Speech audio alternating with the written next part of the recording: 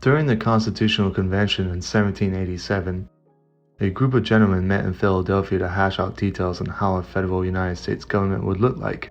A sticking point during the convention was how representatives would be sent to the federal government, or rather what those representatives would be representing.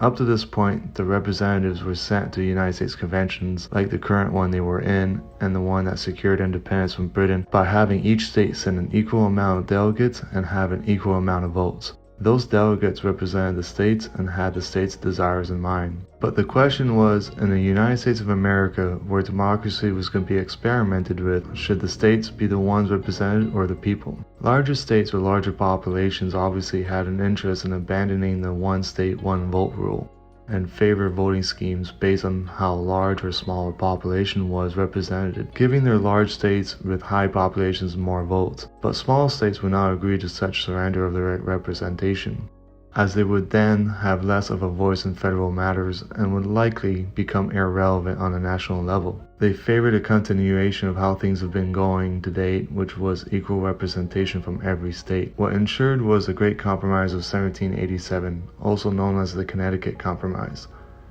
It was decided that Congress would have two separate houses, known as a bicameral government. There was a consensus amongst the Founding Fathers that they wanted to see a bicameral legislative branch. The agreement allowed that one house would give states equal representations, and the other would give representations based on population. So the Senate would have two representatives from every state, and the lower house would receive a number of representatives based on the population of the state. In the federal Senate, it's very straightforward.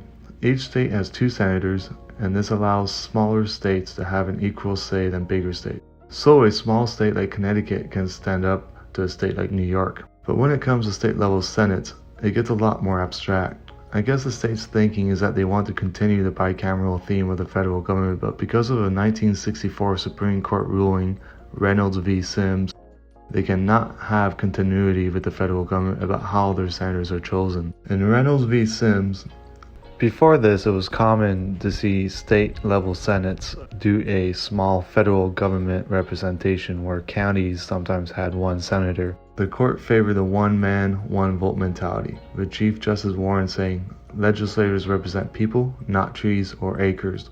Legislators are elected by voters, not farms or cities or economic interests," which is fine, but it's just not in accordance with the thinking that came out of the Constitutional Convention. I think if both state senators and assembly are to represent population equally, then what's the point of having a bicameral government? I guess you could make a case by saying, well, senators have longer election cycles, therefore may not be as accountable to the people and can prevent knee-jerk legislation from being passed. But that's a pretty weak case to be made, especially since most state senators don't have very long terms, or even longer terms. Typically, their terms are around 4 years. Even 12 states have their senators on 2-year terms, and another 8 states occasionally require their senators to serve 2-year terms every decade after the census. Another case that could be made is that the state senators represent larger groups in areas of the state, i.e.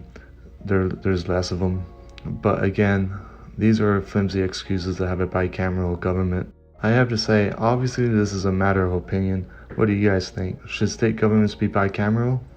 Was Reynolds v. Sims a good verdict? Did it nullify state senates?